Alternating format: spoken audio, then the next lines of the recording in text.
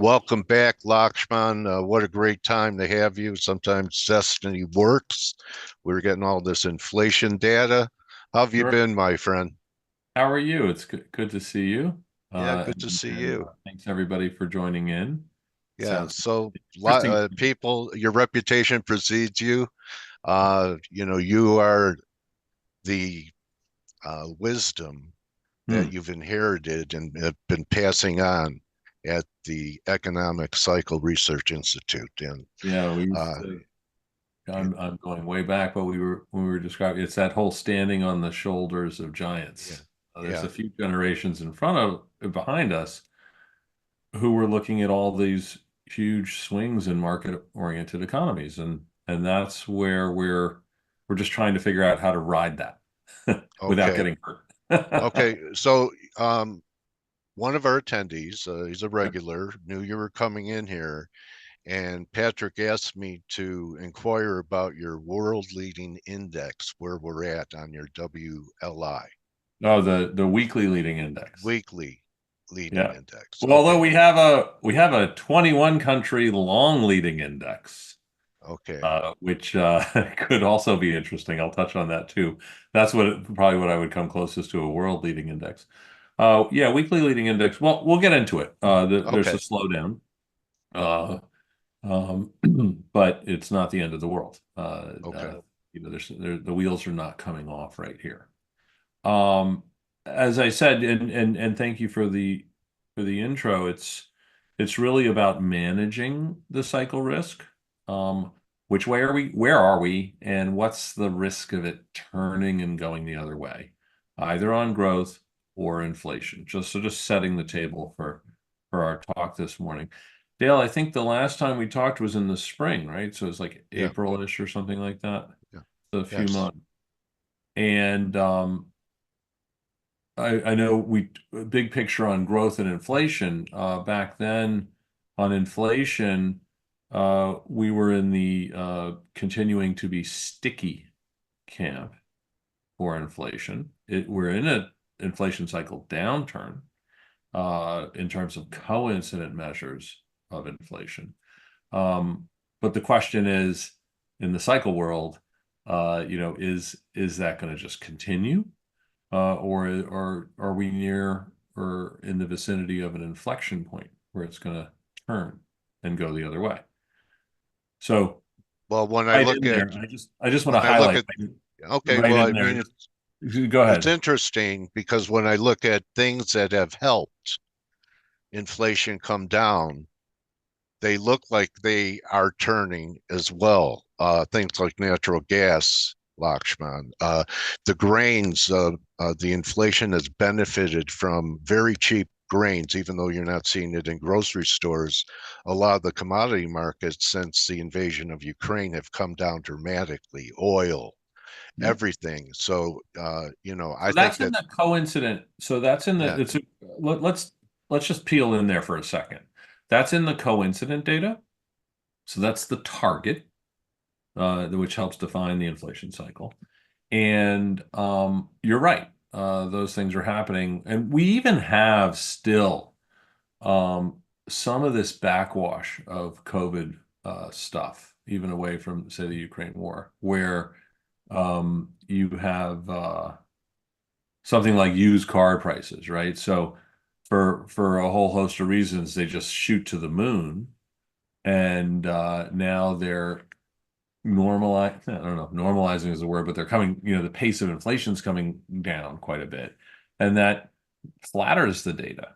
The question is, does it go down? I think there's, if you think back over the last few weeks or month or so, the market can get itself worked up into this idea that there's 100 basis points of cuts by year end, and the inflation target is going to be met in short order, and so on and so forth. is this And another policy error, Lakshman? there's Because always a policy error. I know that's why I mean it's a rhetorical question. I guess it's become. There Why will is be. There will yeah?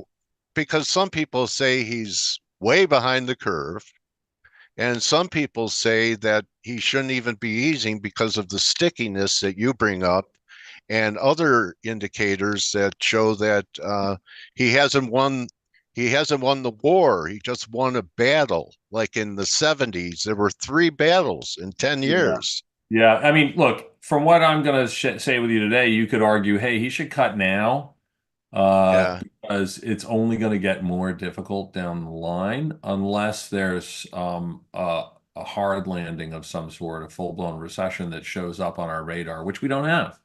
We don't have that today. But back in April, we were talking about inflation being sticky. Today, I think I don't want to break anyone's heart, but the markets are backing off of some of those hopes for 100 this year, and it's largely because of core inflation type stuff.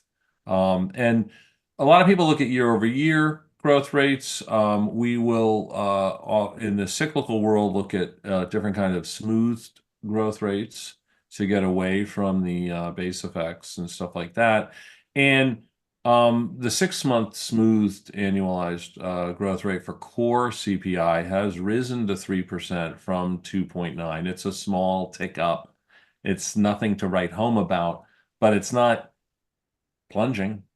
And that's probably in line with our earlier assessment that it's sticky. When we look at the forward data, I'm getting away from coincident. I'm looking at Okay. forward data, things that drive the inflation cycle. So it could be input prices, could be other things, bottlenecks of sorts. The U.S. future inflation gauge has been edging up. I'm going to share. Sorry, I'm a Okay. little. Let me take my. Go ahead. Let me share. I'll just show you a picture of the fig. It's No, moving up a little bit. no, sure. Uh, so I want to. I'd love to just show a visual of that for you guys real quick. And you can get this. Here's the future inflation gauge. It came down, it anticipated the downturn, but then it's gone sideways. And Yeah. what I'm interested in is, okay, sideways, whatever, it's up and down, it's in this range, but it's drifting up. And in my world of analyzing all this, it's notable. I'm not waving a red flag, but it's not the story that's in the market. And so this has some risk associated with it. I want to see which way it goes. Is it going to go up? Is it going to go down? In my experience, which is a few decades of watching this, and in my research looking around the world and earlier decades, inflation's cyclical. It doesn't just hang out at a spot and get some equilibrium. So this is something I want to watch. It could go the other way. I'm not going to predict the predictors, but I'm just saying right now I'm on watch and leaning towards some more inflation getting a little more traction Would a here. weaker dollar play into that, Lakshman? Yeah, I'm sure. the dollar looks like it's pretty vulnerable here. Yeah, a Um, weaker dollar would play o- into it. okay. So that that's going to exacerbate it. How about tariffs? What would tariffs do to inflation? Well, you'd have a step function, right? Yeah. So the way it goes is you have a huge increase in inflation for a moment, and then things settle back down. So you Okay. have a step function in the price level. Yeah, and this is not predicting that, right? If there's some policy reaction function around, whatever's going on, we know that that's not the fig is not predicting tariffs, right? But if it happens, we know what that will do to the CPI index itself. Yeah. So here these kind of charts and this kind of stuff is all available for free. You guys can all just go and track it. And I've been informed by the great people in my office that we have a newsletter on LinkedIn that you could just subscribe to. And every few weeks, whenever we put up something like this, it just emails you and says, "Hey, there's a chart from ECRI." Wow. And we're Nice. usually talking about inflation or global growth. This is something we talked about, the global growth upturn we talked about last April. Uh, we actually made the call. I just want to be clear on global industrial growth turning up in December of 2023 based on these indicators. And input prices like these industrial commodity prices, they kind of went on a tear through May. And then there's been some back and forth. Um, and when we look at the target of this cycle, what is the definition of this cycle? It's industrial production itself. It's not the input price. The input price is sensitive to the industrial production growth cycle globally. And the proportion of economies with rising industrial production is now at the highest it's been in over 2 years. So that call from December of 2023, the big picture directional risk call on global industrial growth has really borne out. I do want to tell you something new now, which is that our forward-looking data, a little bit longer leading data, it is showing some shifts, right? Things are cyclical. So we had this upturn, and on the forward data, I'm getting some wobbly, a little bit of wobbly. So we got to watch that thing over the next couple of months. Maybe we'll You check know, in. I think a lot of people would be surprised by this because, they hear about the news in China. They hear about manufacturing recessions in the US.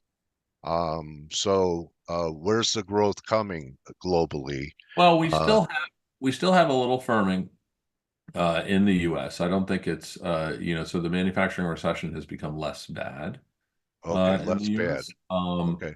And so there has been some firming there. We'll see in the very short term where that goes. For example, you've had pretty strong activity in the non-residential construction sector for a while. And that interacts with this a little bit in the United States. Um, and How about credit quality, Lakshman? We got some news from credit card companies this week about the deteriorating credit conditions that are happening in the market. I guess I'm bringing you all the bad news I'm hearing for you yeah, to counter with, and uh, also that they had to cut in half the requirements by big banks as far as reserve requirements that the market celebrated because that's less pressure on the banks, but it also makes them less safe. yeah. Yet, you have Oh, any feel for what's going on there? yeah. We've talked about global inflation. Excuse me, U.S. inflation. Yeah. We've talked a little bit about global industrial growth. And for US growth, so I'm going to another cycle. Um, we we've we had an earlier upturn call, and then we've now had a slowdown call. So growth is slowing. And this is what growth does, right? It cycles up and it cycles down. And the directional move for now is cycling down. Overall, US economic growth is cycling down. When you look at a magnitude call on that, that's not the strength of the leading indicator approach.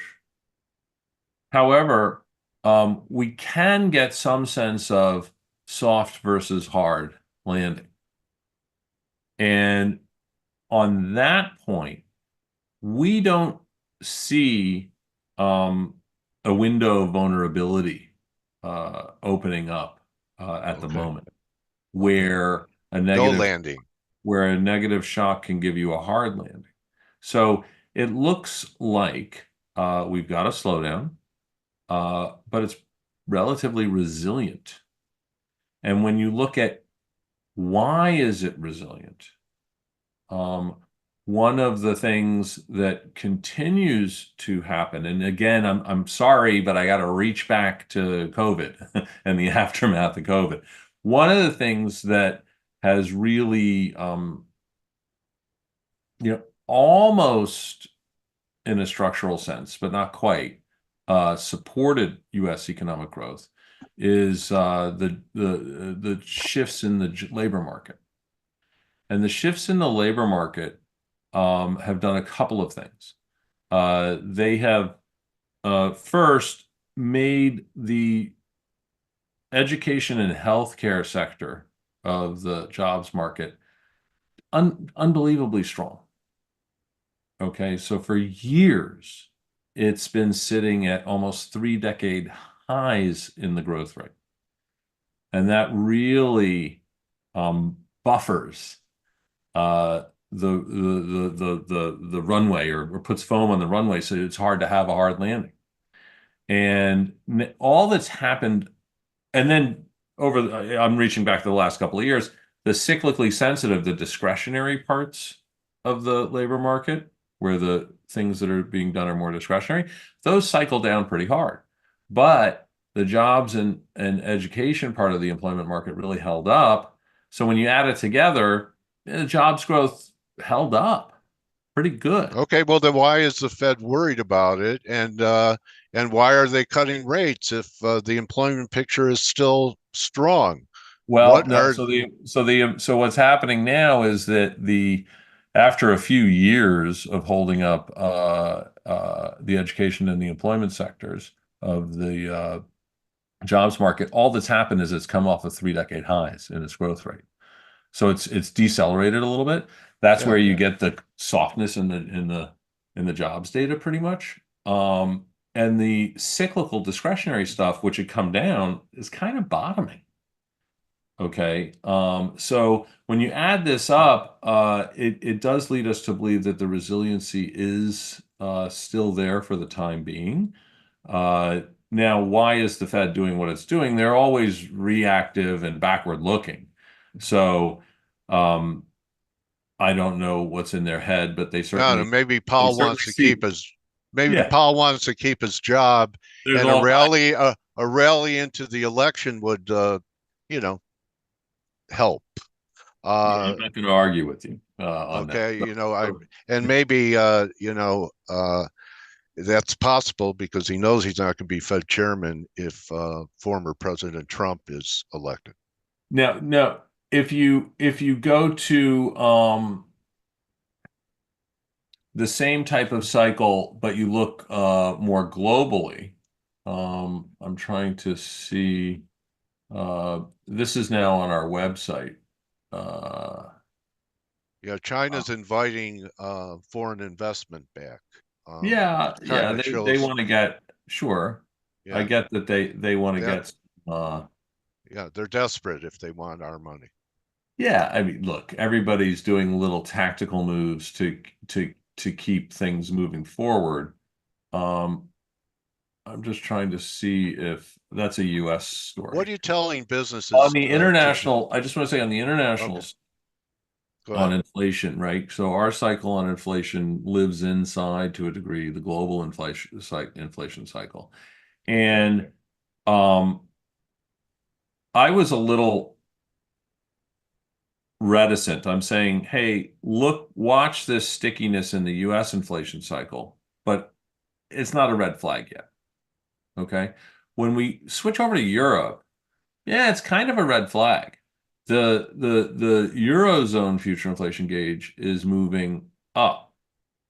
And I've noticed of late uh stories coming out about how, oh, maybe the ECB doesn't quite have as much room as it thought it had. So I know you guys are talking. I'm not an Right. exchange trader, but I Yeah. think these are things that are going on, right? The U.S. is a little sticky. There's not a recession. There may be other issues, like you were saying about elections and whatnot. In Europe, the inflation cycle forward-looking data is more clearly up. And so Wait That till they have does a cold winter, Lakshman. They were very fortunate last year. last year, Uh, but this is even separate from environmental or kind of events that might energy, happen. Yeah, this is just cyclical drivers of inflation. And so okay, you come back to the, I'm sorry, I digressed to Europe, but I wanted to get that out there on inflation. On the US, when you're talking about growth, and the weekly leading index, and things like that. Okay, so the weekly leading index growth rate came down. That's consistent with the growth slowdown I just described. okay. Of the very recent data has firmed a little bit, which is also consistent with the kind of resilience uh, message that we were getting from our even longer leading indicators that lead the WLI. And so we kind of look at it that way. If the long leading indicators are telling us something, slow down, but no hard landing, then we expect the weekly leading indicator to kind of confirm that. And we're getting some confirmation there. So that gives us a little more confidence, right? Because our prior view is getting some confirmation. And when you describe the credit situation, you're saying, okay, the delinquencies are going up in this. Yeah, we're totally watching that. I get it, 100%. Um, and it is something that's notable. Uh, if I try to understand the story there, it may be just a reminder of the K-shaped economy, where if you do have some assets that have inflated, Exactly. you're better off. And if you're paycheck to paycheck, You're you're totally screwed. squeezed. Yeah. And that's how much of the population in the US would say are in both categories? Both? Well, that own real estate and stocks. Is that 10, Oh, 20%? And the yeah, maybe a paycheck to little. paycheck people. The majority are paycheck to paycheck. That's right. So that's where those really large kind of retail front facing companies are going to So get they're broke. healed. Huh? They're broke and they're using credit cards to buy groceries and necessities. Totally. Yeah, this is all, Yeah. but this isn't necessarily new, right? I mean, this is we I mean every time we get reminded of it, it's like, "Oh, wait, did you see that?" But we have seen this before, and as long as the credit is being supplied, we can, we will see this continue. And it's really when you have the hard landing that the Yeah. wheels come off. I just want to take a look. Were there some questions in the chat there? I'm just seeing here we Yes, Saloom go. laughed comment Okay. about being broke. He Yeah. included himself, but So you he's want to you not. want to have, I mean, look, you gotta, I mean, we could get into a whole discussion about longer term inflation and currencies and stuff like that. But suffice it to say, and I think everybody here knows, you want to try to have some assets if you can, if you're Yeah, lucky enough, yeah, because those are that's the right. things that will inflate, and you have to kind of dodge around and see which ones to hold that are Yeah. in, that aren't deflating at the moment. Um, and so here, the really, if I want to kind of focus you on where are we diverging from the narratives that are there. Um, Slowdown, but no recession. So that was a big divergence when the market cracked back in August, early August or whatever, and Yeah. all the recession stuff came out, and we could pretty easily say no, there's not a recession. Okay. Um, and I think the other places on inflation where the market, That was a carry trade yeah, that scenario. was I a know you. carry Yeah, Japan. So yeah. yeah, yeah, But still, you saw the narratives, and to the extent you could take advantage of it, okay. yeah. Um, with the inflation stuff, it feels like the door is closing on being able to say inflation is falling. Um, Okay. and what you may end up in retrospect a year or two from now is looking back and seeing an inflation cycle trough and seeing that that trough is higher than the Yeah. previous trough years earlier. And the spike will be higher, Yeah, if you can imagine this like the cycle of 70s. inflation, you get higher lows in your Right. cycle. Yeah. And longer term, you gotta figure out how to put your assets so you can handle that. Okay. All right. Um, and the if I go back to employment, I'll leave you with one last insight with unemployment. So you have this all this structural stuff happening in employment over the last few years. Things have settled down largely. Um, Employers are seeing the slowdown, right? Firms are not blind to the slowdown. I think they see it. When with our corporate clients, they see it, right? They understand it. Are your corporate clients laying off people? No, not yet, Not right? So yet. what Cutting you do, hours? you do everything, right? You got part-time, you got all kinds of gig stuff, you Yeah. got all kinds of subs instead of full Okay. employees. You Yeah. you you reduce the hours, you slow the other types of hiring, you maybe slow down a little bit some of the projects that you were doing Yeah. in terms of Reduce capital overhead. investment. So you're pulling Reduce all those overhead. levers, but the firing hasn't taken hold. Yeah. And without that, it's hard to have that window of vulnerability open up. Okay. So why Okay. is the Fed cutting rates? I'm going to keep asking you why. Hey, inflation came down. They gotta. It's like one of those mission accomplished moments. You got to claim it when you Yeah, can. I remember President Bush claiming his, Yeah, you just and want to this say, is going to be the same. "I did it." Yeah. Go and then whatever happens in 6 months. Anyway, I think this proves he's not Paul Volcker. Remember, No, he was going to be Paul Volcker. So I no, don't think he no. is. I don't But think you he know what? is. But your stuff is excellent, Lakshman.